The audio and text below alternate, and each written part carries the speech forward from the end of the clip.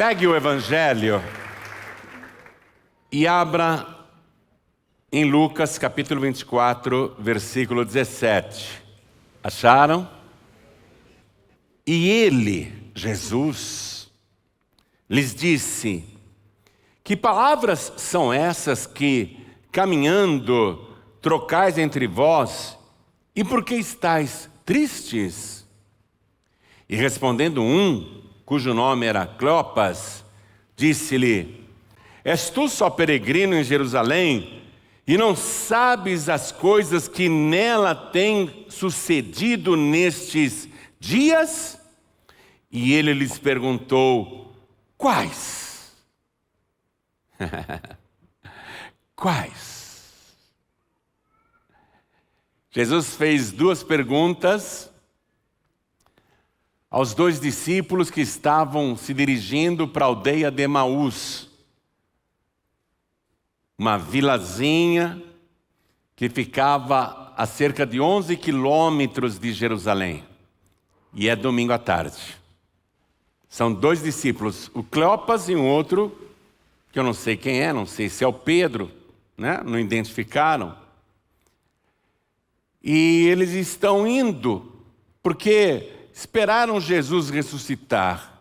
No mesmo dia, na sexta-feira, não ressuscitou. No sábado, eles ficaram esperando, Jesus não ressuscitou.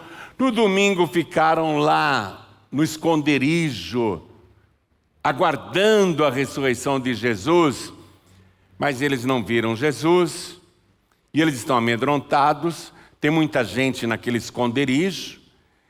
O Cleopas e o outro discípulo dizem: olha, companheiros, nós iremos para Emaús, para aquele esconderijo. Se precisar da gente para qualquer coisa, manda chamar. E eles saíram e foram para lá, caminhando, 11 quilômetros até lá. É domingo à tarde. Domingo à tarde. E esses dois discípulos estão inconformados. Recebemos a informação que um se chama Cleopas. Deixa eu falar uma coisa sobre esse Cleopas. Ele era casado com a irmã de Maria. Ou seja, o Cleopas, ele era cunhado da Maria, mãe de Jesus. Em outras palavras, o Cleopas era tio carnal de Jesus Cristo.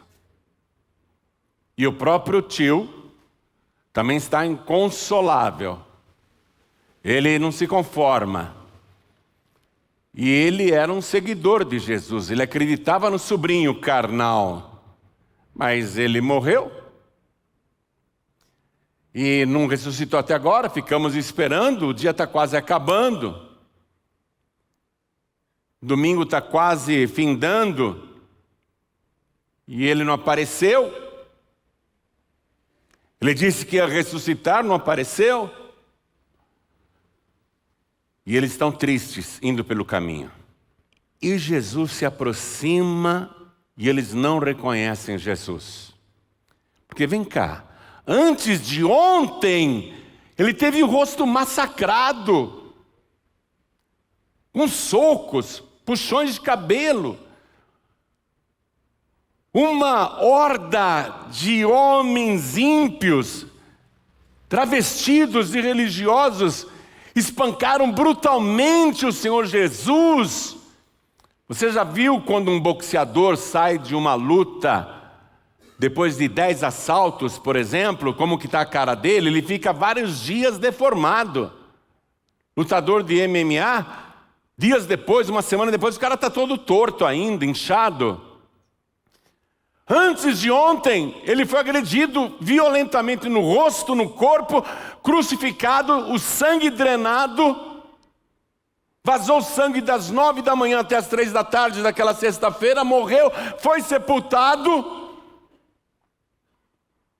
Ele está irreconhecível mesmo. Eles não conseguem reconhecer Jesus. Ou você acha que Jesus ressuscitou novinho em folha, como quem tivesse saído de um salão de beleza? Ele não saiu de um salão de beleza, ele saiu do sepulcro.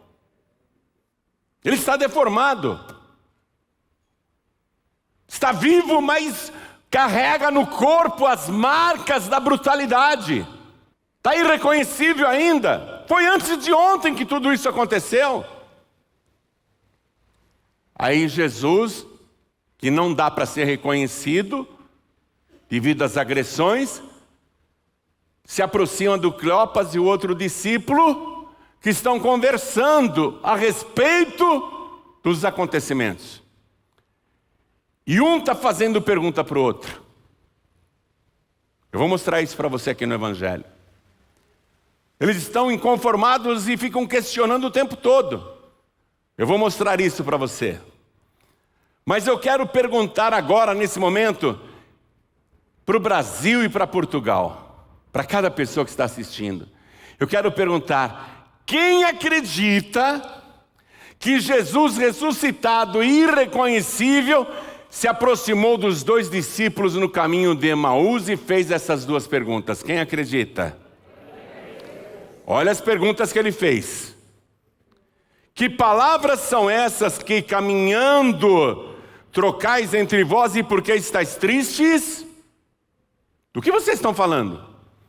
Por que vocês estão abatidos desse jeito? A tristeza era visível. E respondendo um cujo nome era Cleopas, disse-lhe: és tu só peregrino em Jerusalém, e não sabes as coisas que nela têm sucedido nestes dias? E ele lhes perguntou: quais? Quem acredita que Jesus Cristo fez essas perguntas? Então repita comigo esse versículo, o 18. E respondendo todo o Brasil e Portugal, e respondendo cujo nome era Cleopas, disse-lhe: és tu só peregrino em Jerusalém, e não sabes as coisas que nela têm sucedido nestes dias?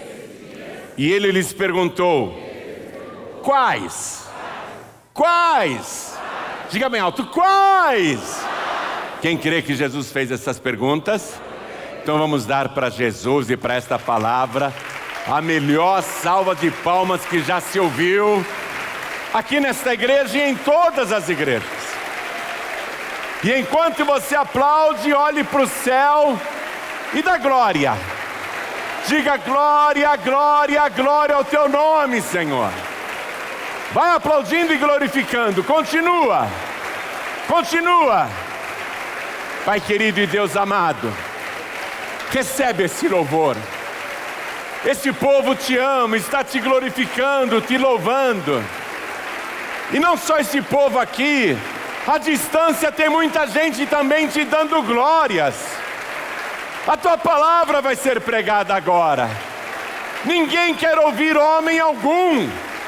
Nós queremos ouvir a tua palavra. Então vem com teu espírito. Tome a boca do pregador, tome os lábios do mensageiro. Envia a tua palavra com poder e autoridade. E que a tua palavra vá, percorra toda a terra e prospere naquilo para o qual está sendo enviada. Em nome do Senhor Jesus. Diga amém, Jesus. Quem tem lugar pode sentar. Eu já te dei umas pinceladas aí. Você já está a par dos acontecimentos. Enquanto eles estavam andando sozinhos, veja como era. Vou ler aqui o versículo 13. E eis que no mesmo dia, quer dizer, naquele domingo, iam dois deles para uma aldeia que distava de Jerusalém 60 estádios. Na medida que a gente pode entender aqui no Brasil e em Portugal, seria de 11 quilômetros. Cujo nome era Emaús.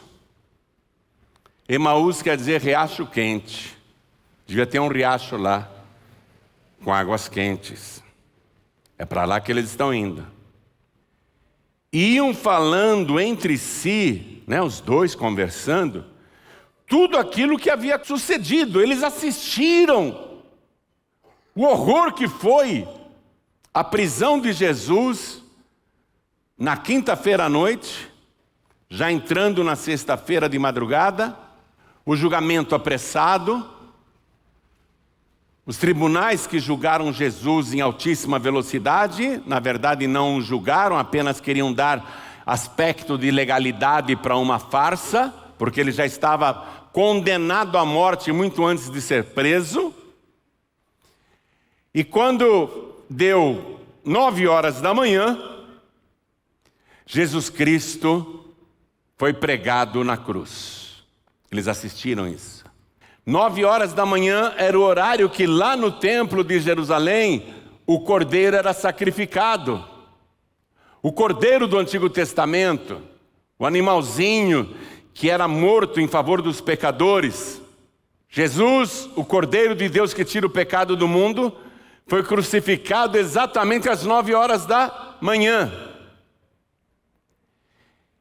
E esses discípulos, todos eles, acompanharam a tragédia, o sofrimento o dia inteiro, de longe, porque estavam com medo de serem presos, escondidos nos próprios panos, e lenços, e aventais, e túnicas, disfarçados no meio da multidão que assistia aquele espetáculo horroroso, porque para muitos era um show. Olha, um crucificado aí, é Jesus. A placa dizendo: Jesus Nazarenos, Rex Iudarion, Jesus Nazareno, rei dos judeus. Está escrito em latim, em hebraico e também em grego. Muita gente ia só para assistir. Olha como que é uma pessoa crucificada, hein? Eles ficaram de longe, no meio da multidão, acompanhando a tragédia. Eles ficaram pasmos com as atitudes de Jesus, que não murmurou, não blasfemou, não praguejou, não xingou, não ameaçou, não reclamou de nada. E acompanharam quando Jesus, com muito sacrifício, ergueu os olhos aos céus e disse: Pai, nas suas mãos eu entrego o meu espírito, e tombou a cabeça e aconteceu um terremoto. A multidão saiu correndo de medo, inclusive eles. Eles assistiram tudo isso antes de ontem. Eles estão marcados pela tragédia. Sabe quando acontece um acidente grave no mundo e as pessoas ficam assim, só falando daquilo? Como foi, por exemplo, o atentado nas Torres Gêmeas, como foi o incêndio na Boate Kiss, né? Durante uma semana, durante 2 semanas, durante um mês só se falava daquilo. Eles estão ainda abalados, só se fala disso. Todo mundo fala disso. Jesus nunca mentiu, nunca enganou, nunca fraudou, nunca trapaceou, nunca contou uma piada suja, nunca falou um palavrão. Jesus Cristo só pregou coisas boas, consolou os aflitos, purificou leprosos, expulsou demônios, curou aleijados, cegos, surdos, mancos, ressecados, ressuscitou mortos, acalmou tempestades, providenciou alimento para multidões. Um homem que nunca fez mal algum, que soltava a língua do mudo, que fazia o paralítico saltar de alegria. Um homem que fez tantas coisas boas terminar desse jeito. Por quê? Eles estão se questionando, por quê? E mais, por que Jesus, que tinha poder para pegar o vento na mão direita e dizer: cala-te! E o vento parava de uivar? Que dava uma ordem para um mar revoltado e dizia: aquieta-te! E o mar se aquietava como se fosse uma piscina? Porque ele, que dominava legiões de demônios, e que na hora da sua prisão, só de falar que ele era Jesus, dizendo: eu sou, o nome de Deus, eu sou, os guardas caíram por terra. Eles estão questionando, por que Jesus não fugiu? Por que ele não reagiu? Por que ele se deixou torturar dessa maneira? E mais, por que Deus não interferiu? São perguntas. E aconteceu que, indo eles falando entre si, fazendo perguntas, um ao outro. Por quê? Por quê? A gente não consegue entender. Por quê? Por quê? Nessa hora, o mesmo Jesus, dá uma olhada no versículo 15 e passa um traço com a caneta. O mesmo Jesus se aproximou e ia com eles. O mesmo que eles conheciam, o sobrinho carnal do Cleopas. O mesmo Jesus que eles conviveram 3 anos. O mesmo Jesus com quem eles tiveram a honra, o privilégio de acompanhar dia e noite, de se alimentar com Ele, de acampar no mesmo lugar, de ouvir suas palavras e ver os seus milagres de perto. O mesmo Jesus que eles conheciam muito bem, o mesmo que foi preso, torturado, crucificado, morto, sepultado, o mesmo Jesus, não era outro Jesus, a palavra deixa isso claro. O mesmo Jesus, ele não tinha um irmão gêmeo não, tá? O mesmo Jesus, com as marcas na fronte, as marcas nas mãos e nos pés, as costas com os vergões dos açoites. O mesmo Jesus se aproximou e ia com eles. Eu estou te falando que Jesus não tinha um irmão gêmeo para deixar uma coisa bem clara. Jesus disse: quem não crê no Filho de Deus já está condenado, porque não crê no unigênito de Deus. Único. Ele não tinha irmão gêmeo não. João 3,16, porque Deus amou o mundo de uma tal maneira que deu o seu Filho unigênito. Só tinha um Jesus. E é esse mesmo Jesus que se aproximou e ia com eles. Eu fico tão feliz que nós estamos aqui reunidos. E aquele Jesus que andou com eles no caminho de Emaús, o mesmo Jesus está aqui no nosso meio. O mesmo unigênito de Deus. Só que agora glorificado. Só que agora cheio de virtude e poder. Todo poder e autoridade no céu e na terra. O mesmo Jesus se aproximou. Quem está sentindo Jesus próximo aí? Jesus já está falando com você então, né? Se ele está pertinho, ele dizia: o que eu vos digo aos ouvidos, pregai-o sobre os telhados. Tem que ter sensibilidade espiritual para ouvir esse cochicho de Jesus. Ele sussurra no nosso ouvido. O mesmo Jesus se aproximou e ia com eles, mas os olhos deles estavam como que fechados, para que não conhecessem. Não tinha como, nem o tio carnal reconhece o sobrinho. Todo deformado, a fisionomia está alterada, o rosto inchado, irreconhecível mesmo. E o versículo 17 foi o que eu li para você. Agora vem cá. Jesus sabia o que eles estavam conversando, sim ou não? Sim. Sabia. Eu tenho umas perguntas para você também. Por quê? Se Jesus sabia o que eles estavam conversando, por quê que Jesus se aproxima e diz aos dois: que palavras são essas que caminhando trocais entre vós? Ele sabia, mas perguntou: por quê? Eu quero saber com você. Por quê? Se ele sabia, por que ele está fazendo essa pergunta? Já já vou te explicar. E por que estáis tristes? Jesus sabia por que os dois estavam tristes? Claro que sim. Ele era o motivo da tristeza. Ele era o motivo da tristeza. Ele sabia por quê. É como chegar, no funeral de um homem e a viúva está ao lado do caixão e você pergunta: por que você está triste?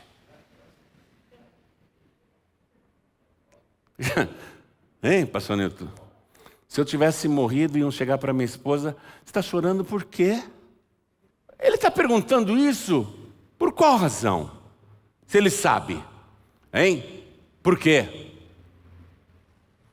E respondendo um cujo nome era Cleopas, disse-lhe: você chegou agora na cidade? Você está passando por aqui, é? Você é só um peregrino? E não sabes as coisas que têm sucedido aqui em Jerusalém nestes dias?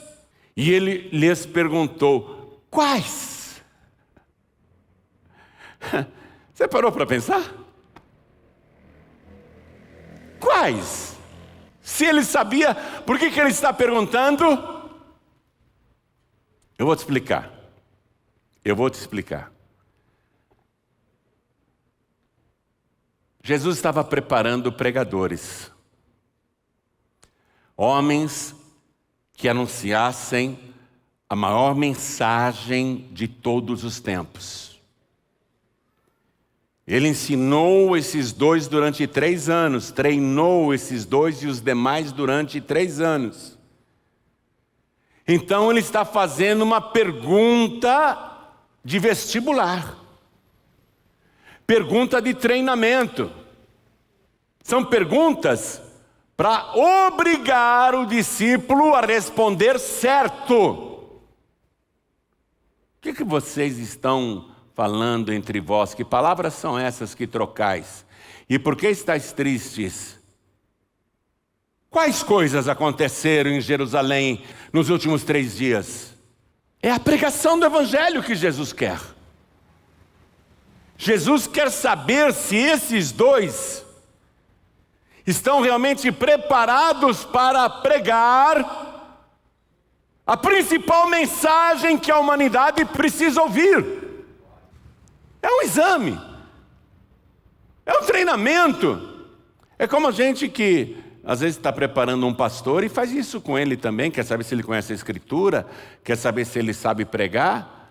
A gente quer avaliar se o camarada está envolvido mesmo com a mensagem. Jesus quer avaliar. Não é que ele não sabe, não, ele sabe de tudo. Aliás, Jesus já sabe até o que eles irão responder. Mas ele quer ver a capacidade que eles têm de transmitir a principal mensagem. Está pegando a coisa? Por isso que ele pergunta: quais coisas que aconteceram nos últimos dias? Aí, um deles, o tio, e o outro, começam a pregar para aquele estranho. Eles não sabem que é Jesus. Jesus está se passando por um estranho. É a chance que eles têm de pregar o Evangelho para aquele estranho. Jesus está se passando por um estranho que não sabe de nada, está entendendo isso? Que não sabe de nada. A população do Brasil não sabe de nada. A população do Brasil, se souber o nome de Jesus, é muito. A grande maioria não sabe nada sobre Jesus. Não sabe. Ah, mas eu já assisti filme, já vi peça de teatro. Eu vou começar a fazer perguntas e você vai ver que você não sabe nada sobre Jesus. Por isso que nós estamos distribuindo a vida de Jesus agora em formato de bolso. Jesus está fazendo um exame. Então eles começam a pregar para aquele estranho, entre aspas, um estranho entre aspas. Eles deviam estar entusiasmados para pregar as boas novas para aquele estranho.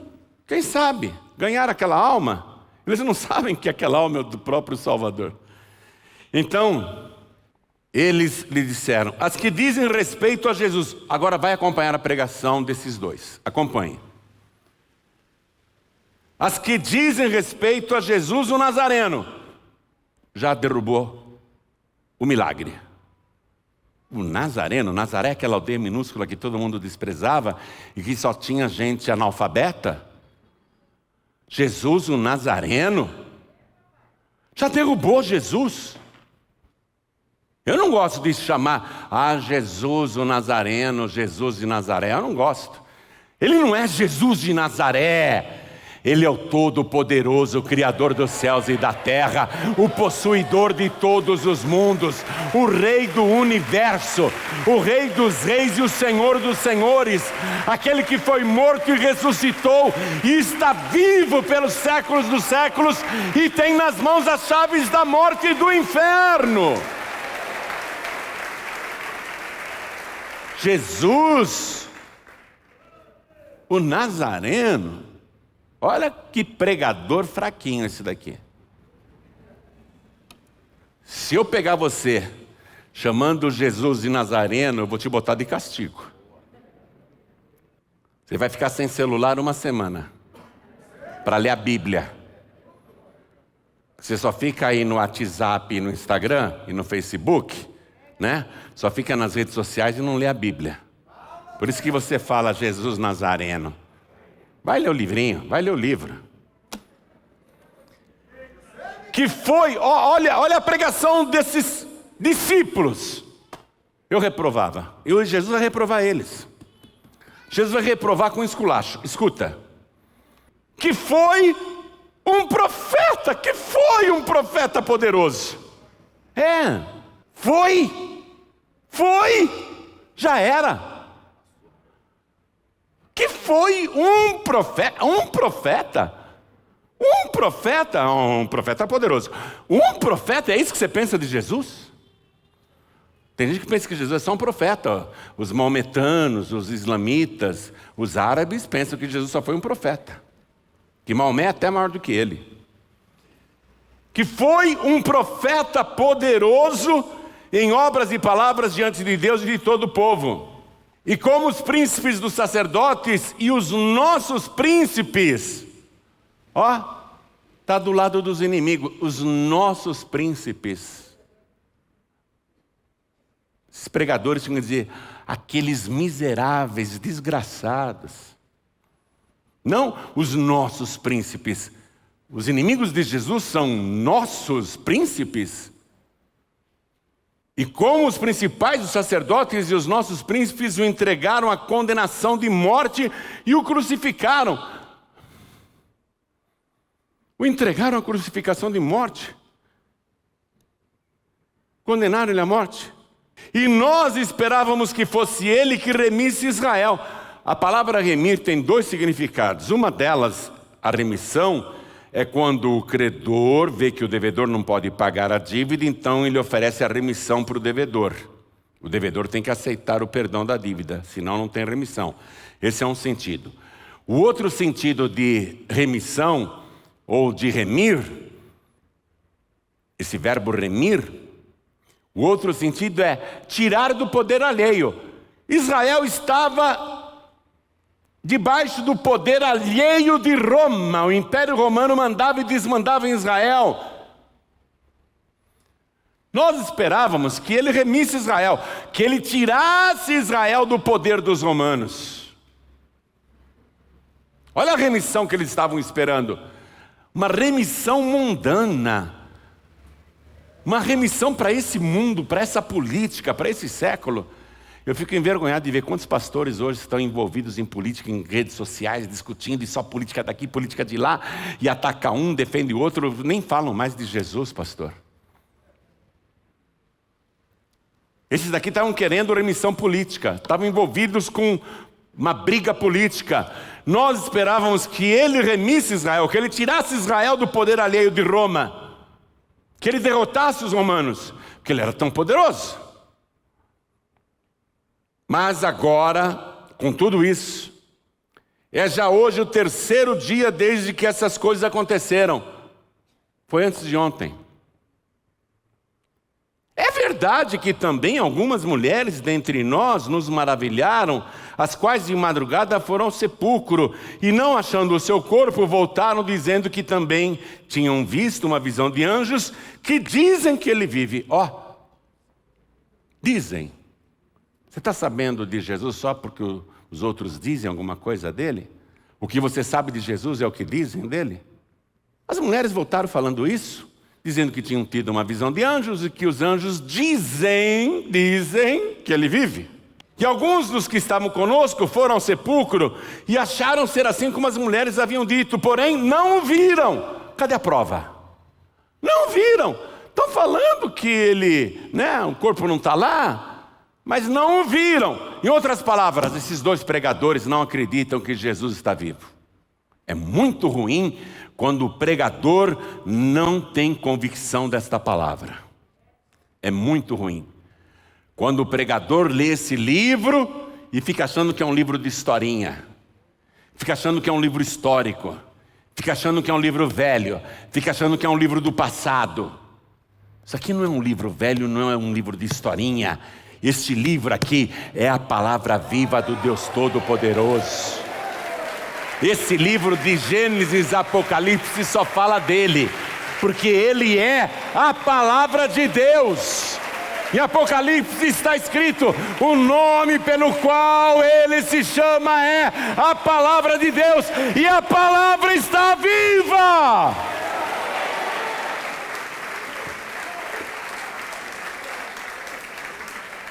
Versículo 24. E alguns dos que estavam conosco foram ao sepulcro e acharam ser assim como as mulheres haviam dito, porém não o viram.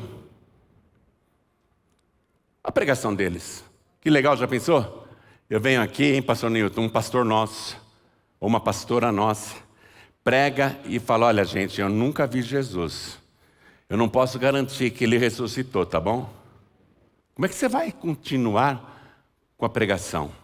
A pregação deles acabou aqui, e eles se enterraram com essa pregação. Vão ser reprovados. Vão ser reprovados com esculacho. E Jesus está certíssimo. Olha aqui, ó. Então vamos. Versículo 25. E Jesus lhes disse, ó nécios e tardos de coração para crer tudo o que os profetas disseram.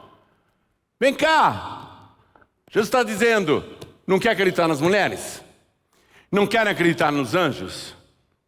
Acreditem na minha palavra. Acreditem nos meus profetas e em tudo que eles falaram. Quando a pessoa não crê na palavra, não vai crer em mais nada. Se você não crê na palavra, você não vai crer em mais nada. Não é ver que vai fazer você crer. É ler a palavra. Ó nécios. Você sabe o que é nécios, né? Você sabe o que é um nécio? O nécio é uma pessoa desprovida de conhecimento. Uma pessoa que não conhece nada. Não conhece. Eles andaram 3 anos com Jesus e não conhecem Jesus. Não conhecem e nem reconhecem. São nécios. Olha aqui. Outras definições. Incapaz, incoerente e a pior de todas, a palavra nécio quer dizer ignorante. Jesus está realmente reprovando e esculachando ignorantes e tardos de coração para crer tudo, diga tudo. Você quer crer só num pedacinho da palavra, é? Para crer tudo o que os profetas disseram. Aí ele começa a explicar, versículo 26. Porventura não convinha que o Cristo padecesse? Eles estavam se perguntando, por quê? Por quê? Por quê? Por que ele apanhou desse jeito? Por que ele se deixou prender, crucificar, ser morto, não reagiu? Vocês não sabiam que convinha que ele padecesse essas coisas e entrasse na sua glória? Aí Jesus, começando por Moisés e por todos os profetas, explicava-lhes o que dele se achava em todas as Escrituras. Pode pegar de Gênesis até Malaquias. Como eu queria estar naquele caminho de Emaús para ouvir diretamente dele essa explicação. Ele foi explicando tudo, mas muita coisa a gente sabe, viu? Por exemplo, em Gênesis, ele é o Criador de todas as coisas. Ele é o verbo haja, e as coisas começaram a aparecer. Ele é a luz deste mundo. Ele é o que faz brotar a semente, brotar a terra. Ele, Jesus, é o que comanda os céus, os astros, o universo. Quando a gente começa a ler o livro de Gênesis, a gente já começa a enxergar Jesus ali no Éden. Ele é a árvore da vida. Só tem direito à árvore da vida quem é de Jesus Cristo. Ele é a árvore da vida. Quando o Senhor disse, façamos o homem conforme a nossa imagem e semelhança, Ele podia ter dito, eu farei o homem conforme a minha imagem e semelhança, mas vamos fazer, eu e você, vamos fazer o homem conforme a nossa imagem e semelhança. Em outras palavras, Jesus é o modelo. Fica aí, meu filho, não se mexe não. Vou fazer um igualzinho à tua semelhança aqui, ó. O primeiro Adão. Jesus é o segundo Adão. A gente começa a ler e vai vendo. Quando o homem caiu, que Deus começou a colocar impropérios para a serpente, Deus disse para a serpente, eu vou colocar inimizade entre ti e a semente da mulher. A semente da mulher te ferirá a cabeça, a serpente, e tu lhe ferirás o calcanhar. Isso já é Jesus. Porque arqueólogos acharam pessoas que foram mortas por crucificação, e os pregos não eram enfiados no peito do pé, não. Os pregos eram enfiados no calcanhar, atravessados nos calcanhares. Então, em Gênesis, ele é a semente da mulher que esmaga a cabeça da serpente, que é Satanás. Jesus começou a mostrar tudo isso, e começando por Moisés, os 5 primeiros livros. Aí quando veio o dilúvio, Deus mandou a família de Noé entrar na arca. A arca é um símbolo de Cristo, foi a arca da salvação. Aí quando Abraão lá na Babilônia escutou a voz de Deus, Deus disse assim, sai da tua terra, sai da tua parentela, sai da casa do teu pai e vai para a terra que eu te mostrarei. E far-te-ei uma grande nação e abençoar-te-ei grandissimamente. E tu serás uma bênção. Abençoarei os que te abençoarem e amaldiçoarei os que te amaldiçoarem. E em tua semente, Abraão, serão benditas todas as famílias da terra. A semente de Abraão que abençoa todas as famílias da terra é o nosso Senhor e Salvador Jesus Cristo. Ele foi mostrando a Escritura. Estou abrindo o entendimento de vocês, para vocês compreenderem essas coisas. Ele é o Deus de Abraão. E aí quando Abraão volta vitorioso daquela guerra, Jesus aparece para ele, hein? 2000 anos antes de Jesus nascer em carne e ossos, ele apareceu para Abraão na figura de Melquisedeque, trazendo pão e vinho para Abraão, os elementos da Santa Ceia. Abraão tomou a Santa Ceia diretamente das mãos de Melquisedeque, o Rei da Paz, o Rei da Justiça. Quem que é o Rei da Paz? Quem que é o Rei da Justiça? O nosso Senhor e Salvador Jesus Cristo. E aí Jesus foi mostrando tudo para eles, começando por Moisés, e olha só, hein? Ainda na época de Abraão, 3 aparecem para ele ao meio-dia. Um dos 3 é o Senhor Jesus. Quando Deus diz para Abraão, eu quero o Isaac. O Isaac põe a lenha nas costas, o Abraão vai com ele lá no Monte Moriá, e vai sacrificar o filho.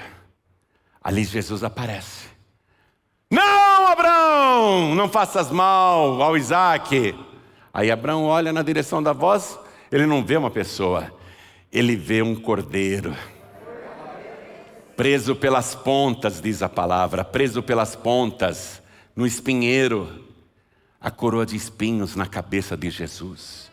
E olha aquele cordeiro que Abraão viu, e eu vejo Jesus Cristo, que foi oferecido e morto no lugar de Isaac, para que Isaac não morresse. Jesus foi mostrando todas essas coisas para os seus 2 discípulos, esses alunos que foram reprovados, eles estão agora em recuperação. Jesus está vendo se dá para salvar esses pregadores. Aí quando você vê o Jacó lá, apavorado, dormindo no deserto, a céu aberto, Jacó tem a visão da escada que vai até o céu. Ali é Jesus Cristo. Até Jesus falou isso para Natanael. Jesus falou assim: a partir de agora você vai ver o céu aberto, os anjos de Deus subirem e descerem sobre o Filho do Homem. Jesus é a escada de Jacó. E ele foi mostrando isso para esses alunos. E eu estou só em Gênesis e pulando muita coisa, viu? Ele é o anjo do Senhor que luta com Jacó e deixa Jacó ganhar a batalha. Sabe quando um pai briga com o filho e finge que apanhou? O filho pequenininho brinca de luta com o filho. Ai filho, ai não estou aguentando. O pai brinca com o filho, vamos fazer um braço de ferro. Ai meu filho, não, você vai quebrar meu braço, meu filho. A criança fica toda feliz. O Jacó pensa que era um campeão. Ele brincou com Jacó. Jacó pensa que ganhou de Deus. Ele estava lá. O anjo do Senhor, o Senhor Jesus. Foi ele que fez de José o Zafanate Paneia, o Salvador do mundo. E quando Jacó abençoou os seus filhos, ele era o cetro de Judá. Nunca mais o cetro real iria sair da tribo de Judá. Em Êxodo, ele é a sarça que pegava fogo e não se consumia. Mataram sem Jesus, mas a sua chama está mais acesa do que nunca. O fogo do Espírito está entre nós. Jesus está vivo. Ele é a sarça viva. Pode fazer o que quiser, ninguém vai conseguir apagar Jesus. A sua chama arde. Por isso que esses dois aqui vão falar depois. Enquanto aquele estranho falava conosco, nosso coração não queimava. Jesus foi mostrando. E quando Moisés perguntou para Deus: qual é o teu nome? E ele disse: eu sou o que sou. Eu sou. Eu sou o caminho, a verdade e a vida.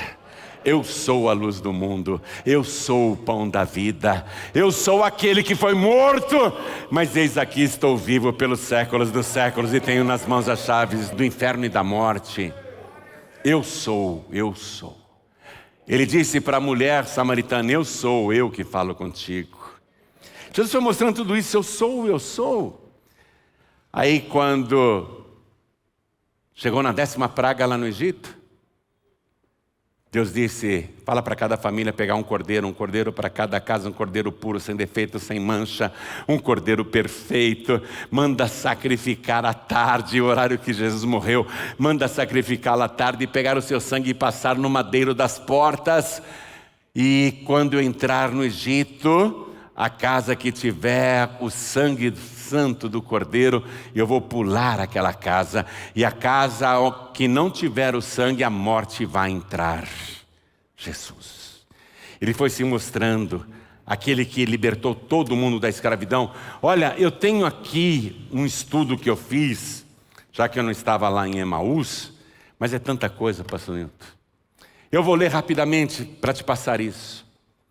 Ele é a coluna de nuvem de dia e a coluna de fogo à noite. Ele é o maná do deserto que sustentou o povo e ninguém morreu de fome. Ele é a rocha em Horebe que foi ferida e verte águas vivas, água da vida. Ele é o tabernáculo que Deus mandou Moisés construir, o tabernáculo de Deus com os homens. E ele é, no livro de Êxodo, o Senhor que te sara. Ele falou: se ouvires atentamente a voz do Senhor teu Deus, e fizeres o que é reto aos seus olhos, nenhuma das enfermidades que eu pus sobre os egípcios eu porei sobre ti, porque em Êxodo eu sou o Senhor que te sara. E aí em todo o Antigo Testamento, em Levítico, ele é o sumo sacerdote. Ele é o sangue dado no altar para expiação dos pecados. Ele é a festa da Páscoa, das primícias e de Pentecostes. Em Números, ele é a serpente que Moisés ergueu numa haste lá no deserto. Até Jesus usou isto, ensinando Nicodemos. Assim como Moisés ergueu a serpente no deserto, e quem olhava para ela vivia. Assim também importa que o Filho do Homem seja erguido. Jesus usou essa passagem, isso foi Ele que revelou, não sou eu não. Ele é o Senhor abençoador, Ele é a vara de Arão que floresceu, estou lendo em Números. Ele é a bezerra ruiva no livro de Números, Ele é a rocha ferida 2 vezes que verteu água, e dizem os hebreus, em seus estudos teológicos, que saiu sangue também. A rocha que Moisés feriu 2 vezes com raiva representava Jesus. Ele é a rocha, Ele é a nossa rocha. Ele foi ferido e morto, mas depois que estava morto, veio o soldado e enfiou a lança no seu lado. Ele foi ferido 2 vezes e saiu sangue e água. Jesus foi explicando isso para aqueles 2 privilegiados, aqueles 2 alunos que não mereciam, viu? Devia estar eu e você lá, Nilton. Ele é o holocausto eterno, o cordeiro sacrificado. É assim, gente. Isso se tornou prática em Jerusalém, em Israel. Às 9 horas da manhã um cordeiro era morto. Às 3 horas da tarde outro cordeiro era morto. Jesus foi crucificado às 9 da manhã e às 3 horas da tarde Ele rendeu o Espírito. Ele é o Cordeiro de Deus. Gente, se eu for contar tudo que eu tenho aqui, nós vamos chegar em Emaús a pé. Eu tenho um grande estudo aqui. Mas o que eu quero te dizer é isso, preste atenção. Jesus foi pregando e ensinando, e eles não sabem que é Jesus. E chegaram à aldeia para onde iam, e Ele fez como quem ia para longe. E eles o constrangeram, dizendo: fica conosco, porque já é tarde, e já declinou o dia. E Jesus, aquele estranho, entrou para ficar com eles. E aconteceu que, estando com eles à mesa, tomando o pão, abençoou, partiu e o deu. Aí abriram-se os olhos e o conheceram, e Ele desapareceu-lhes. E disseram um para o outro: porventura não ardia em nós o nosso coração, quando pelo caminho nos falava e nos abria as Escrituras? Aí eles vão pregar a verdade. Eles voltam correndo para Jerusalém, e agora eles estão anunciando lá para os outros discípulos: Jesus Cristo ressuscitou. Ele é o vencedor, Ele venceu a morte, Ele esteve conosco. Nosso coração pegou fogo quando Ele falava conosco. Agora eles estão pregando, veja, agora eles são pregadores incendiados por Jesus Cristo. Quando um pregador tem dentro dele um coração que queima, quando uma pregadora tem dentro de si um coração que queima, quando um cristão, uma cristã tem dentro de si o fogo do Senhor, aonde ele chegar, ele vai incendiar a seara. Ele vai botar fogo na seara. Quem ouvir esse pregador, essa pregadora, vai ter a certeza que Jesus Cristo está vivo pelos séculos dos séculos, está vivo, e dentro dessa pessoa, com certeza Ele está vivo, e dentro dessa pessoa. Essa é a pregação, amados. Esses 2 voltam para Jerusalém e anunciam para os demais que não acreditam. Não acreditamos. Eles não estão acreditando. Aí Jesus aparece no meio da sala, de carne e ossos. Eles não acreditam. Jesus diz: eu não sou um fantasma, me peguem aqui. Deixa eu falar uma coisa. Se você tiver qualquer livrinho de Testemunho de Jeová, tipo aquele Viver para Sempre no Paraíso na Terra, tão bonitinho, colorido, lá está dizendo que Jesus não ressuscitou não, viu? Que foi uma teofania, que Jesus fez uma simulação, que na verdade o corpo de Jesus foi arrancado da sepultura pelo próprio Jeová e está guardado para o juízo final, e no dia do juízo o cadáver de Jesus vai ser mostrado para os pecadores, para eles dizerem se aceitam Jesus ou não. É isso que eles ensinam. Então Jesus é um embusteiro. Então Jesus é um mentiroso enganador. Porque ele diz aqui, quando aparece para todos os discípulos, ele diz aqui, porque eles estão achando que era um fantasma. Vou ler o versículo 37. E os discípulos, espantados e atemorizados, pensavam que viam algum espírito. As testemunhas de Jeová ensinam isso, que era uma teofania, que não era Jesus não, uma simulação. E Jesus lhes disse: por que estáis perturbados? E por que sobem tais pensamentos ao vosso coração? Olha, ele continuando a fazer perguntas, para ver se o pregador acorda, se a pregadora acorda. Vede as minhas mãos e os meus pés, que sou eu mesmo. Tocai-me e vede, pois um espírito não tem carne nem ossos, como vedes que eu tenho. Ou Jesus está mentindo, ou as testemunhas de Jeová estão mentindo.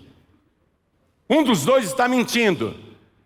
E eu ouso dizer que os ensinadores das testemunhas de Jeová estão mentindo. Por quê? Porque Jesus disse: eu sou o caminho, a verdade e a vida. Ele é a verdade. Ele nunca mentiu e nunca se achou engano na sua boca. Sou eu mesmo. Eu não sou um espírito. Um espírito não tem carne nem ossos, como vedes que eu tenho. Como essas testemunhas de Jeová estão sendo enganadas. E dizendo isso, mostrou-lhes as mãos e os pés. E não crendo, eles ainda estão vendo e não estão crendo. Por causa da alegria, estando maravilhados, disse-lhes: tende aqui alguma coisa que comer? Então lhe apresentaram parte de um peixe assado e um favo de mel, o que ele tomou e comeu diante deles. O espírito não come nada. Faz lá um despacho na encruzilhada, coloca o melhor peru, um chester bem assado, uma farofa bem temperada, bota lá umas garrafinhas de cachaça e bota lá até uísque, põe lá charuto também, viu? E deixa lá na encruzilhada. Vê se algum espírito vai comer aquilo. Vê se alguma entidade vai comer aquilo. Espírito não come nada. Jesus comeu diante deles. Carne e ossos. E para convencê-los vai ficar na terra ainda pelo prazo de 40 dias. E aqui, ainda naquele domingo à tarde, quando ele apareceu para todos, olha o versículo 44, eu estou terminando a mensagem. Que pena que eu tive que resumir tanto. Que pena. E disse-lhes: são estas as palavras que vos disse estando ainda convosco. Ele está falando olhando para os dois discípulos no caminho de Emaús. Eu acabei de falar isso para vocês. Convinha que se cumprisse tudo o que de mim estava escrito na lei de Moisés e nos profetas e nos salmos. Então abriu-lhes o entendimento para compreender as escrituras. Abriu o entendimento de todo mundo agora. E disse-lhes, agora está falando para todos: assim está escrito, e assim convinha que o Cristo padecesse e ao terceiro dia ressuscitasse dos mortos. E em seu nome se pregasse o arrependimento e a remissão dos pecados em todas as nações. Qual é a nossa pregação? Hein, aluno, candidato a pastor, candidato a pastora, candidato a pregador, candidata a pregadora. Qual é a nossa pregação? A nossa pregação é que você, frequentando aqui a nossa igreja, vai ficar rico em um ano, você vai comprar uma cobertura, vai ter um jato, um iate, uma lanche, um carro importado. Que você, frequentando essa igreja aqui, você vai ter muita prosperidade, um grande bem-estar financeiro. É essa a pregação que ele mandou fazer? As igrejas saíram dessa pregação que ele mandou. Olha aqui, ó.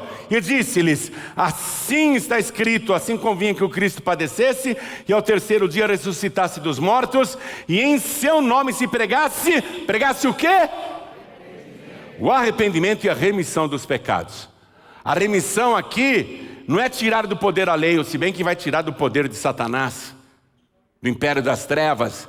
Mas a remissão aqui é quando o credor vê que o devedor não pode pagar a dívida e o credor compadecido oferece gratuitamente o perdão para o devedor. É um acordo entre credor e o devedor tem que dizer: eu aceito o perdão da minha dívida. Por isso que você tem que receber Jesus como único, suficiente, exclusivo e eterno Salvador. Com arrependimento, para ter a remissão dos pecados. E isso tem que ser pregado em toda a terra. Vamos ficar de pé agora. Ah, como eu queria ter falado mais. Eu queria ter falado para você que Jesus, conversando com os 2 discípulos no caminho de Emaús, mostrou que lá no livro de Isaías, capítulo 9, versículo 6, ele é o menino que nasceu, e a palavra diz, e um filho se nos deu, e o seu nome é maravilhoso, Conselheiro, Deus forte, Pai da eternidade e Príncipe da paz. Como eu queria ter te falado isso. Como eu queria ter te falado que no livro de Daniel ele é o 4º homem da fornalha. Ele é aquele que fecha a boca do leão. Como eu queria te falado mais. Tinha tanta coisa para falar, pastor Newton. Você vai ter que estudar as Escrituras, viu? Você vai ter que ter mais comunhão com Jesus. Você vai ter que aprender mais com o Mestre. Eu aprendo com ele. Eu sou aluno dele. Discípulo quer dizer aluno. Os pregadores hoje, no Brasil principalmente, deturparam a pregação do Evangelho. Isso não vai acontecer na Paz e Vida. Não vai acontecer. Nós não vamos sair desse esboço. O esboço dele é bem simples. E em seu nome se pregasse o arrependimento e a remissão dos pecados a todas as nações. Eu vou dizer uma coisa, eu só sei pregar isso. E eu não fujo disso. Não me venha com teorias, novidades e modismos, porque eu não vou pregar esses modismos. Eu vou continuar anunciando esta palavra aqui, ó. Vou continuar anunciando o conteúdo deste livro. E o conteúdo deste livro é só Jesus. Eu pincelei por cima, mas se aprofunde na Escritura. Jesus dizia, examinai as Escrituras, porque cuidais ter nelas a vida eterna, e são elas que de mim testificam. Eu só prego o conteúdo desse livro. Eu não tenho outro assunto. Corrija a tua pregação. Vamos orar pelos doentes, vamos expulsar demônios, vamos orar para as pessoas arrumarem emprego, vamos orar para as pessoas terem fartura, vamos continuar orando para Deus abençoar o seu povo, porque é direito de quem obedece o Senhor Jesus. Ele disse, eu vim para que todos tenham vida e vida com abundância, mas nós vamos continuar pregando principalmente o seguinte, quer ir para o céu? Tem que ter arrependimento. Porque com arrependimento você vai alcançar a remissão, o perdão dos pecados. E toda vez que você pecar, se arrependa. Não vá fazer como um empresário lá no Recife, que me falou uma besteira tão grande, eu estava almoçando com ele, e eu falei, você não pode fazer isso. Ele falou, depois eu peço perdão a Deus, eu vou fazer sim. Isso não é evangelho, isso não é vida cristã. Esse evangelho de facilidade, esse evangelho que pode pintar e bordar, Deus perdoa. Esse evangelho que diz, Deus é amor, Ele não vai lançar ninguém no inferno não. Pode continuar pintando e bordando. Vai ler o evangelho, vai ler a palavra. E quando o Filho do Homem vier na sua glória com todos os seus santos anjos, Ele separará uns dos outros como o pastor separa dos bodes as ovelhas.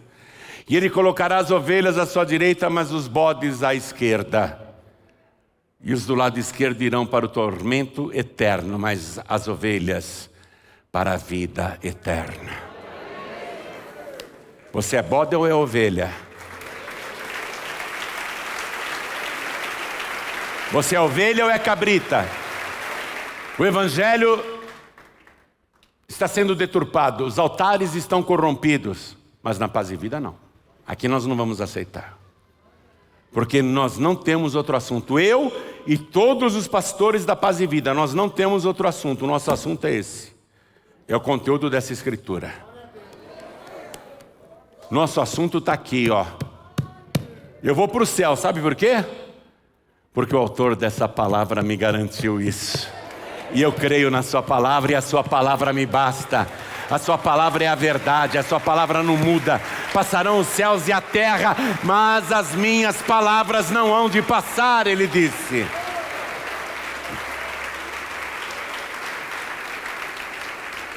Erga as duas mãos aos céus. Ore assim comigo, meu Deus e meu Pai. Nesse momento, eu quero ser aprovado como discípulo que prega a mensagem central, a mensagem principal, que leva para o céu. E esta mensagem, agora eu sei qual é, agora eu posso pregá-la.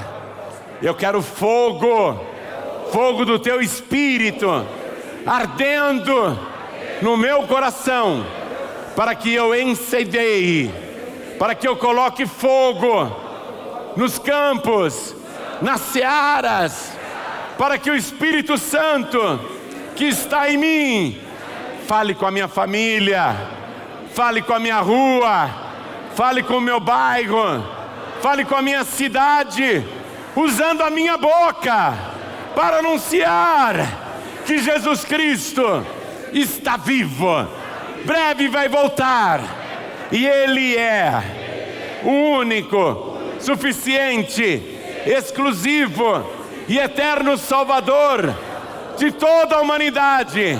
E Ele é o meu Rei e Senhor, para quem eu trabalho e quero trabalhar para sempre. Assim seja feito. Amém.